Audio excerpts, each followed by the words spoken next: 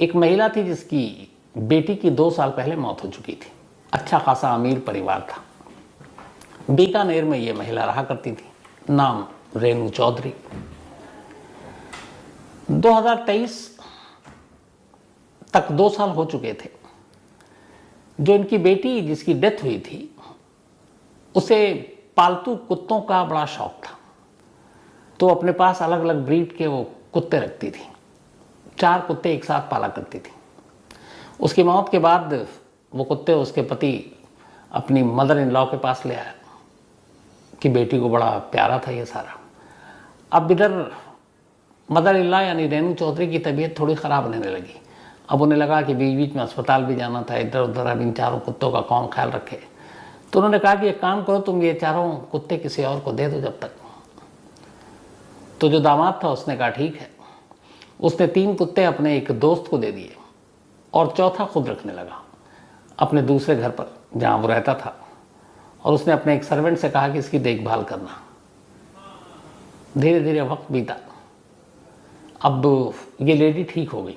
जब ठीक हो गई तो इन्होंने कहा अपने दामाद से कि वो 4 कुत्तों को वापस ले आओ।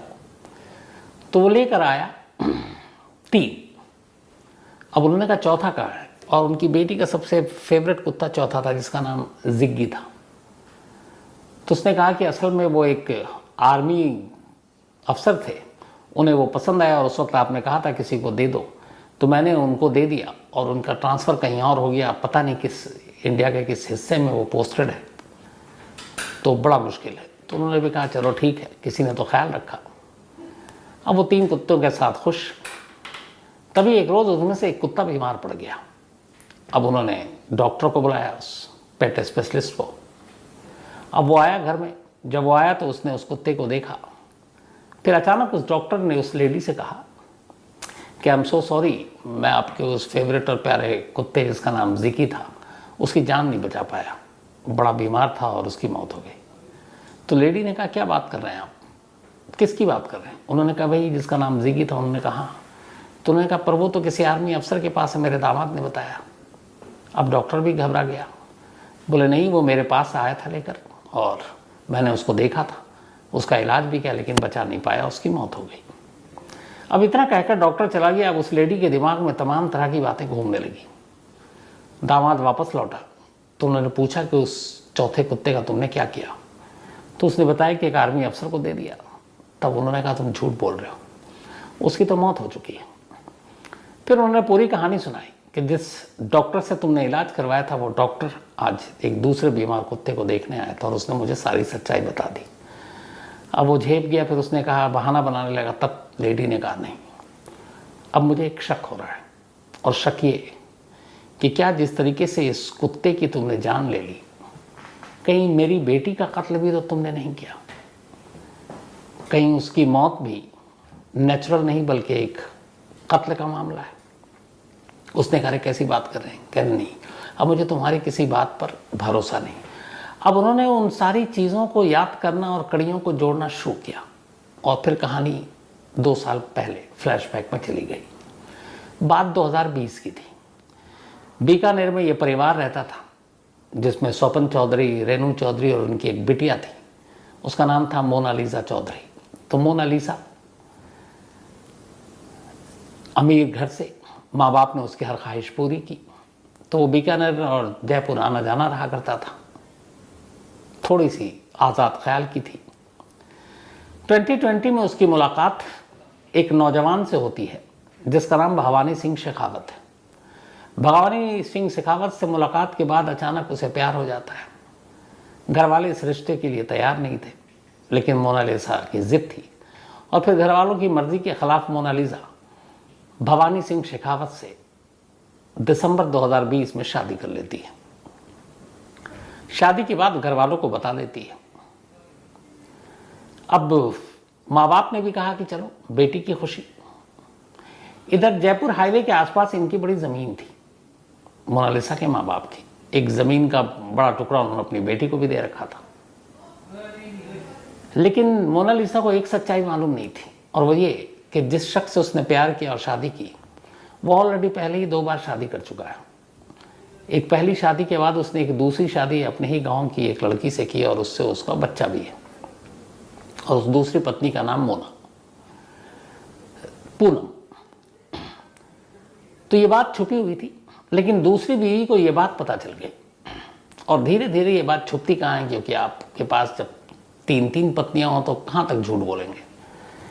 तो कभी यहाँ जाना कभी वहाँ जाना, इस चक्कर में इसने क्या किया कि भवानी ने कहा कि अब बीकानेर से निकलते हैं और जयपुर में ही ले जाकर रखते हैं इसको, ताकि ज़्यादा कुछ बखेड़ा ना हो।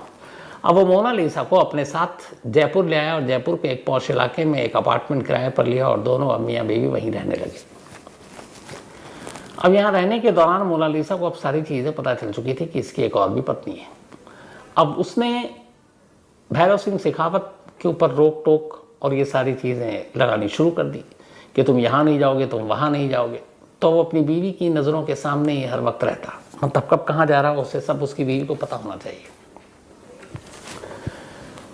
करीब शादी को अब 2-3 महीने बीत गए। फरवरी 2021 आ गया।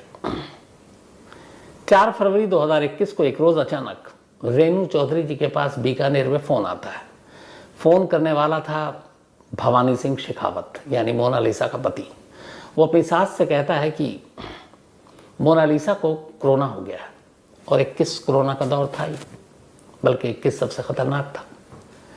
अब कोरोना में कोई किसी के पास तो आता जाता भी नहीं है, ना देखने, ना तीमारदारी के लिए, ना हाल पूछने के लिए। जब कांधा देने वाला ही कोई नहीं आता था तो फिर देखने के लिए कौन आएगा। सब 2 गज या किलोमीटर की दूरी पर ही थे। तो उसने बताया कि तबीयत ठीक नहीं है और अस्पताल में है। और फिर उसने अचानक खबर दी कि बच नहीं पाई, मोनालिसा कोविड की वजह से मर गई। अब हालात ऐसे थे कि घर वाले देखने भी नहीं आ सकते थे, और हालात ऐसे थे कि 4 लोग कांधा भी नहीं दे सकते थे, क्योंकि कोरोना का मामला था। घर वालों ने सब्र कर लिया। फिर उसने बताया कि उसने जयपुर के ही एक जो निगम का शमशान है वहाँ ले जाकर उसका अंतिम संस्कार कर दिया। अंतिम संस्कार करने के बाद बाकायदा वो अस्थियों को विसर्जित करने के लिए हरिद्वार भी गया। अब ये सारी चीज़ें हो गई, धीरे धीरे वक्त बीतता रहा। लेकिन जब इस डॉग वाली जिगी की खबर उसकी माँ को पता चली और पता चला कि उसने झूठ बोला, वो कुत्ता मर चुका है, तब उन्हें अपने दामाद पे शक हुआ। उन्होंने अपने पति से बात की। पति स्वपन चौधरी को भी बहुत सारी चीज़ें अब अटपटी लग रही थी कि उनकी बेटी बिल्कुल ठीक ठाक, फिर अचानक बीमार, फिर यूं डेथ, आनन फानन में अंतिम संस्कार। हालांकि उस वक्त हो रहा था, ये सारी चीज़ें हो रही थी। फिर भी उन्हें कुछ डाउट लगा।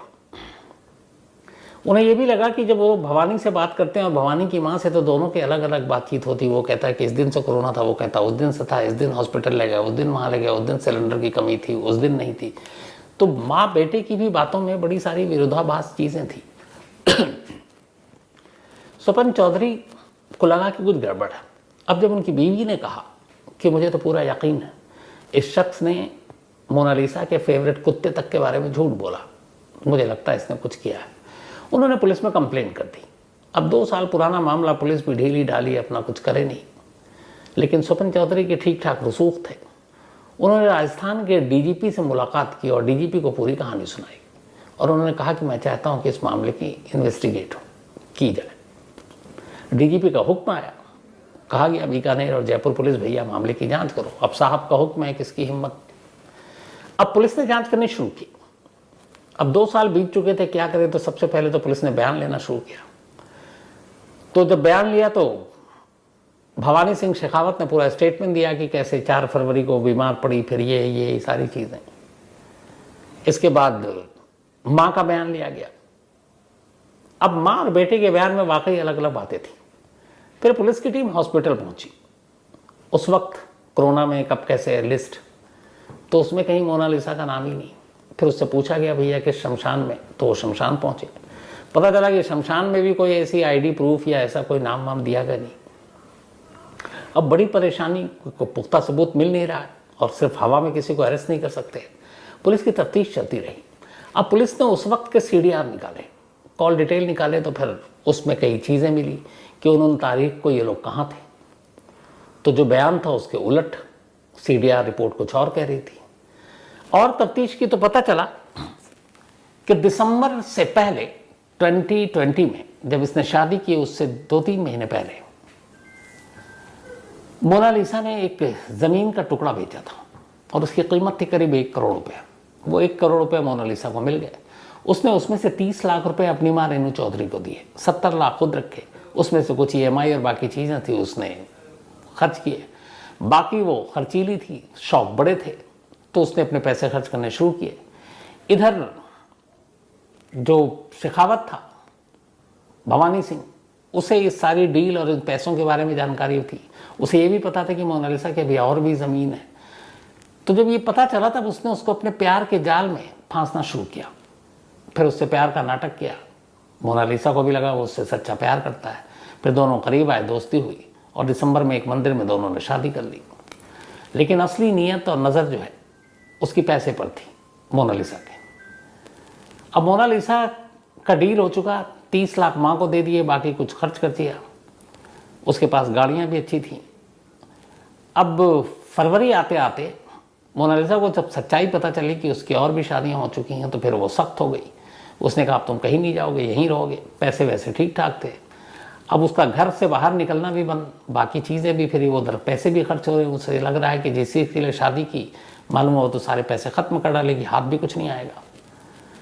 तो इसी चक्कर में उसने कहा कि अगर इसे हटा देते हैं तो ये सारे पैसे जो अभी भी करीब 50 लाख के आसपास पड़े हुए हैं वो उसके हो जाएंगे। तब उसने प्लान करके जयपुर में एक अपार्टमेंट में एक घर लिया। घर लेने के बाद अब उसे कत्ल करने का तरीका सोचने लगा। इत्तेफाक से कोरोना का लहर शुरू हो चुका था। 2020 में भी था, फिर 2020 एंड में थोड़ा कम हुआ, लेकिन फिर 21 में शुरू हो गया था। तो उसे ख्याल आया कि इस वक्त अगर किसी को कोरोना के नाम पे मारे तो दूर दूर से कोई देखने भी नहीं आएगा, पुलिस भी नहीं आती है, कोरोना में हुई मौत के पोस्टमार्टम भी नहीं होते। तो लगा ये एकदम सही टाइम है। उसे पता था कि मोनालिसा अपने दूध में रसगुल्ला डालकर खाती है। इसी का फ़ायदा उठाया। एक रात उसने उसके दूध में, यही 4 फ़रवरी की बात है, बल्कि 3 फरवरी की रात 2021 में उसने उसके दूध में बहुत सारी नींद की गोलियां डाली और रसगुल्ला डाल दिया ताकि स्वाद पता ना चले। वो दूध पीने और रसगुल्ला खाने के बाद मोनालिसा गहरी नींद में चली गई। इसके बाद उसने उसका तकिया से मुंह दबाया और जब तक दबाता रहा जब तक कि उसकी मौत नहीं हो गई। अब मौत के बाद उसे लगा क्या करें, तो उसने अपने 2 दोस्तों को शामिल किया और फिर बताया बाकी अपने ख़ानदान को, सबको, कि मोनालिसा सीढ़ियों से गिर गई। एक तरफ बता रहा है कि कोरोना हुआ, ससुराल वालों को, इधर कह रहा सीढ़ियों से गिर गई। क्योंकि अचानक, अब इनसे झूठ नहीं बोल सकते थे क्योंकि एक दिन पहले सबने देखा ठीक है दोनों साथ हैं, कोरोना का पेशेंट अलग हो जाता है। तो उसे लगा क्या करें, तो उसने कहा सीढ़ियों से गिर गई, सर में चोट लगी और मौत हो गई। इसके बाद वो सीधे अगले दिन एक जयपुर के म्यूनिसिपल शमशान घाट में लाश को ले जाता है और वहाँ ले जाने के बाद अब शमशान में भी ये कहता है कि ये कोरोना वाली डेथ है, तो शमशान के कर्मचारी भी साइड हो जाते हैं। खैर, अर्थी चिता के हवाले। उसके बाद ये लौट आता है, फिर अगले दिन जाकर अस्थियाँ चुनता है, फिर ये हरिद्वार जाता है और फिर अपने ससुराल फ़ोन करके कह देता है। तो जब ये सारी चीज़ें और पैसे की कहानी और ये बातें एक CDR से मिली तो पुलिस ने उसके दोस्त को उठाया, दोस्त को थोड़ा खातिरदारी की, उसने मुंह खोल दिया। फिर इसको उठाया, भवानी सिंह शेखावत ने भी अपना फिर मुंह खोला और एक्सेप्ट कर लिया कि उसने ही मोनालिसा को कत्ल किया था।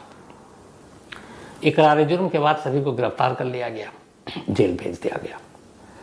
अब लेकिन इसके बाद इसे कत्ल ने कैसे शमशान और कब्रिस्तान के नियम बदल डाले। जब पुलिस इस मामले की जांच कर रही थी तो पुलिस शमशान गई।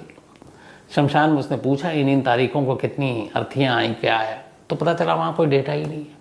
कुछ लोगों के नाम हैं तो पता गलत है। तो ऐसे में बहुत सारे ऐसे कत्ल या इस तरह की चीज़ें हो सकती हैं जिसमें गलत नाम, पता, पहचान बताकर कोई भी कातिल किसी को कत्ल करे और लाश कहीं और ठिकाने लगाने की बजाय सीधे ले जाके शमशान में ही चिता के हवाले कर दे, कुछ मिलेगा ही नहीं। उसी तरह किसी कब्रिस्तान में जाकर दफना दे, कभी पता ही नहीं चलेगा कि कौन सी कब्र में लाश दफन है। तो जब ये कमज़ोरी पता चली तो राजस्थान पुलिस और एडमिनिस्ट्रेशन की तरफ से एक ऑर्डर आया और उस ऑर्डर में ये कहा गया कि अब जितने भी शमशान और कब्रिस्तान हैं वहाँ पर जब भी कोई लाश आएगी तो उसके लिए ज़रूरी है कि उस अर्थी या जनाजे के साथ जो लोग आए उनमें से कम 5 लोगों के आईडी यानी कि आधार कार्ड जमा होने चाहिए, उनकी तस्वीरें। जैसे आप होटल में जाते हैं तो 5 लोगों के उस अर्थी या जनाजे में शामिल की आईडी उस शमशान घाट या कब्रिस्तान के दफ्तर में जमा कराना पड़ेगा, और साथ ही जिसकी मौत हुई है उसकी भी आईडी प्रूफ। तो 5 लोगों के आईडी प्रूफ और प्लस मरने वाले के आईडी प्रूफ, इसके बिना कोई भी जो चिता है ना वो शमशान में जलेगी, ना कब्रिस्तान में दफनाई जाएगी। तो मोनालिसा के इस कत्ल के बाद पहली बार प्रशासन को लगा कि ये ज़रूरी है, और उसके बाद से फिर ये नियम और कानून बनाया गया। और अब यही होता है कि जब तक आपके पास वो सबूत नहीं है, आईडी प्रूफ नहीं है कि कौन मरा, उसका नाम पता क्या, उसके साथ कौन लोग आए हैं जो 5 खास हैं, सबसे करीबी हैं, तब तक वो उसकी ना चिता सजती है ना उसे दफनाया जाता है। तो ये कत्ल ने कैसे अंतिम संस्कार और दफनाने के नियम बदल डाले, ये मोनालिसा के कत्ल के बाद शुरू हुआ था। तो कहानी में फिलहाल इतना ही।